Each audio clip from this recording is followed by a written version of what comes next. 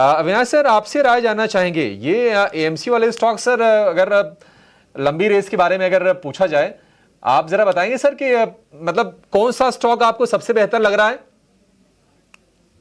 देखिए, मुझे लगता है कि निप्पॉन लाइफ तो हमको पसंद है ही, बट आदित्य बिरला जो कैपिटल है, वो भी एक अच्छा विकल्प हो सकता है। इसमें एक अच्छी बात है कि देखिए अभिषेक जी, कि मुझे लगता है कि इनका जो बिजनेस मॉडल है बहुत एसेट लाइट है।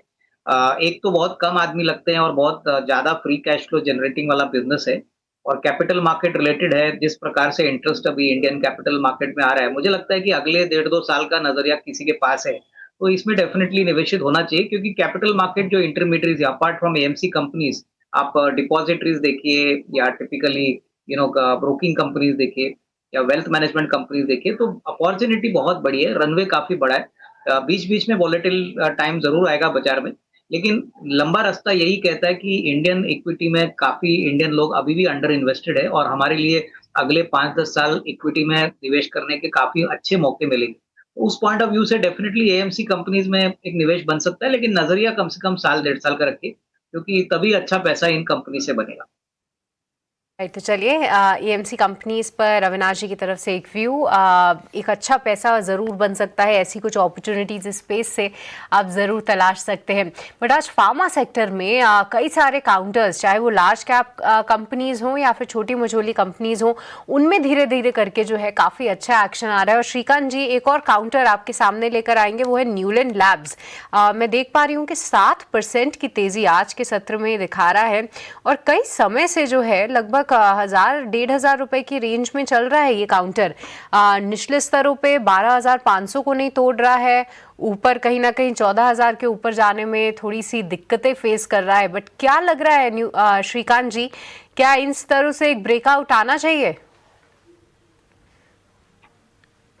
बिल्कुल। तो देखिए, टेक्निकली अगर इस स्टॉक के ओवरऑल पैटर्न को देखें तो इसमें एक बेस बिल्डिंग फॉर्मेशन बन रहा है, और 12,500 के करीब मल्टीपल सपोर्ट से बना चुका है। अभी वहां से एक हायर बॉटम बना के आज एक रिवर्सल एक्टिविटी है। तो हमें लग रहा है कि फार्मा में ग्रेजुअली अप ट्रेंड देखने मिलेगा। It will take 3-4 months, but एक अच्छी तेजी फार्मा में हम देख सकते हैं। ऐसा कंसोलिडेशन हो रहा है। और इस पर्टिकुलर स्टॉक को अगर हम देखें तो एक डबल बॉटम या हायर बॉटम जैसा फॉर्मेशन बना के इसमें रिवर्सल एक्टिविटी बनी है। तेजी बनती है तो ये स्टॉक कम से कम हमें लगता है कि 15,000 से लेकर 15,500 तक के लेवल्स भी दिखा सकता है शॉर्ट टर्म में। तो करंट लेवल से भी मैं कहूंगा कि इसमें लॉन्ग की पोजीशन बनाई से आ सकती है। 13,600 13,500 के करीब ट्रेड कर रहा है, इसमें खरीदें। With a very short term view अगर खरीदना है तो 13,000 रुपए का स्टॉप लॉस रखें, क्योंकि 12,500 काफी दूर हो जाएगा। बट जैसे आज तेजी बनी है और वॉल्यूम बना है, और जो वॉल्यूम है वो पिछले कई महीनों के हाई वॉल्यूम को क्रॉस कर रहा है, तो यकीनन इसमें बाइंग स्पिरिट क्रिएट हुआ है। और करंट लेवल से इसे लॉन्ग करें 13,000 रुपए के स्टॉप लॉस के साथ। तो मौजूदा स्तरों से आप यहाँ पे लॉन्ग कर सकते हैं। 13,000 रुपए का आपको स्टॉप लॉस लगाना है, 15,500 का यहाँ पर आप टारगेट लगा सकते हैं। यानी मौजूदा स्तरों से देखें तो कम से कम 10% से ज़्यादा की अपसाइड फिलहाल श्रीकांत जी इसमें देख रहे हैं। एक राय इसके ऊपर लेते हैं श्रीकांत जी से। श्रीकांत जी जरा एक बार चेक कीजिए, मैरिको आपके चार्ट पर क्या कहता है? नहीं, यकीनन इसमें जो तेजी बनी है वो मैं कहूंगा कि काफी ग्रेजुअल है, और सस्टेन्ड अपवर्ड एक्टिविटी हमें देखने मिली है। इनफैक्ट ये पर्टिकुलर स्पेस में अगर देखा जाए तो ये स्टॉक आउट परफॉर्मर है, रिलेटिवली काफी अच्छा परफॉर्मेंस दिखा रहा है। मल्टीपल मल्टीपल टाइम्स 740 750 पे इसमें एक बड़ा रेजिस्टेंस हुआ करता था। अभी इसने काफी कॉन्फिडेंटली इस लेवल को क्रॉस कर लिया है। तो यहाँ से हमें लगता है कि ये स्टॉक कम से कम 850 के लेवल्स दिखा सकता है in the near term. But अगर लॉन्ग टर्म की अगर बात करें तो मुझे लगता है कि ये स्टॉक एक बार 1,000 रुपए तक भी जा सकता है। तो अगर इसमें इन्वेस्टमेंट्स हो, इसमें अगर कुछ इन्वेस्टमेंट्स अगर हो तो उसमें बिल्कुल बने रहे। कोई भी करेक्शन अगर आता है तो भी इसमें एक शॉर्ट टर्म ट्रेड लिया जा सकता है, लेकिन शॉर्ट टर्म यानी कि थोड़ा पोजिशनल व्यू भी रखना पड़ेगा, बिकॉज लो बीटा स्टॉक है। बट इवेंचुअली हमें लगता है कि स्टॉक 1,000 रुपए तक जा सकता है। तो इसमें इन्वेस्टमेंट्स हो या कोई पोजिशनल ट्रेड हो तो उसमें बने रहे। तो 850 से 1,000 तक के टारगेट्स के लिए आपको बने रहना है इस शेयर में, ये राय आपको दी गई है श्रीकांत जी की तरफ से। हुई। चलिए अब स्टॉक एक चूंकि हमने बात किया ऑल टाइम हाई का, तो एक स्टॉक ऑल टाइम लो का भी लेकर आते हैं ताकि बैलेंस किया जा सके आज के मार्केट को।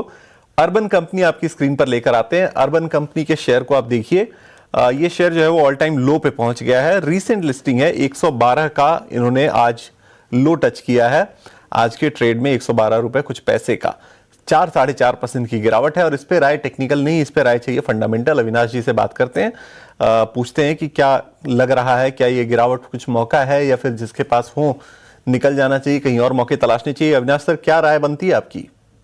नहीं, मेरे ख्याल से देखिए लॉन्गर टर्म के लिए इनका बिजनेस मॉडल काफी अट्रैक्टिव है, रनवे काफी बड़ा है, लेकिन शॉर्ट टर्म में मार्केट देखेगी कि कंपनी मुनाफा करती है कि नहीं। आई थिंक अभी भी कंपनी प्रॉफिटेबल नहीं है। और रिसेंटली एक इम्पॉर्टेंट डेवलपमेंट जो इस कंपनी में हुआ है कि सुनील सिंघानिया साहब का एबेकस फंड, उन्होंने इस कंपनी में बाइंग की है, तो डेफिनेटली अच्छे इन्वेस्टर्स इस कंपनी में एंटर कर चुके हैं। तो मेरे ख्याल से देखिए, जिन लोगों को कम से कम साल 1.5 साल का नजरिया देना है, ये बिजनेस में अपॉर्चुनिटी बहुत बड़ी है। इन्होंने अच्छी तरह से इनको वेल एस्टेब्लिश किया है, लेकिन जब तक नंबर्स आते नहीं है तब तक मार्केट इनको इमीडिएटली कोई री रेटिंग नहीं देगा। तो लंबी अवधि के लिए डेफिनेटली किसी को अगर कॉन्ट्रा ट्रेड लेना है तो साल 1.5 साल का नजरिया लेके डेफिनेटली इसमें निवेश करे। शॉर्ट टर्म में मुझे लगता है कि ट्रेंड थोड़ा वीक और नेगेटिव रहेगा।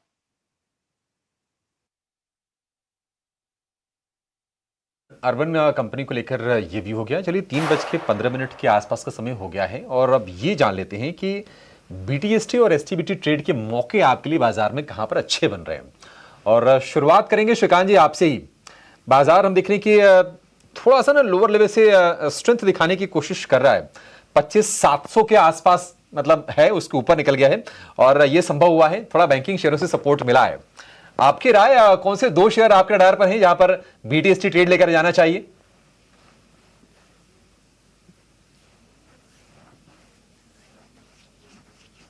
सॉरी, मार्केट की जो सर रिकवरी है अनम्यूट वो भी कीजिए काफी सकारात्मक। हाँ, यस अभी अभिषेक जी, सॉरी। तो मार्केट की जो तेजी है अभी जो बनी है, यानी कि जो रिकवरी आई है वो काफी सकारात्मक है। काफी अच्छी तरीके से 25,600 के लो को मार्केट ने मैनेज किया है, होल्ड किया है। तो हमें लगता है कि यहाँ पे कुछ कैप गुड्स, जो कैपिटल गुड्स में जो तेजी बनी है, थर्मैक्स, कमिंस, मुझे लगता है वहां पे ही और थोड़ी तेजी देखने मिलेगी। और एक सीमेंस इंडिया, ये हमें अच्छा लग रहा है। 3,300 के करीब की अभी करंट मार्केट प्राइस है। यहाँ से मल्टीपल टाइम ये स्टॉक 3,380, 3,400 के लेवल्स को छू चुका है। तो मुझे लगता है कि अभी शॉर्ट टर्म में इन्हीं लेवल्स के करीब वापस से जा सकता है। तो 3,304, 3,305 के करीब इसे खरीदे। 3,270 रुपए का स्टॉप लॉस रखे, टारगेट्स रखे 3,400 रुपए के। और इसके अलावा मुझे लगता है कि अगर यहाँ पे तेजी बनती है तो दूसरा जो स्टॉक हमें खरीदना है वो एक फार्मा से है, वो है ग्लेनमार्क फार्मा। 2,040 के करीब ट्रेड कर रहा है, एक साइडवेज कंसोलिडेशन फॉर्मेशन बना रहा है। तेजी बनेगी तो ये स्टॉक कम से कम एक 2,090 या 2,100 तक के लेवल्स दिखा सकता है। 2,010 रुपए का स्टॉप लॉस हमें ग्लेनमार्क फार्मा में भी रखना है। तो ग्लेनमार्क फार्मा और सीमेंस इंडिया, ये 2 स्टॉक करंट लेवल से बीटीएसटी के बेसिस पे खरीदे जा सकते हैं। ग्लेनमार्क के लिए 2,010 रुपए का स्टॉप लॉस, 30 रुपए नीचे का स्टॉप लॉस है। रिस्क रिवॉर्ड रेशियो के लिहाज से एक बढ़िया प्ले आपके लिए बन जाएगा।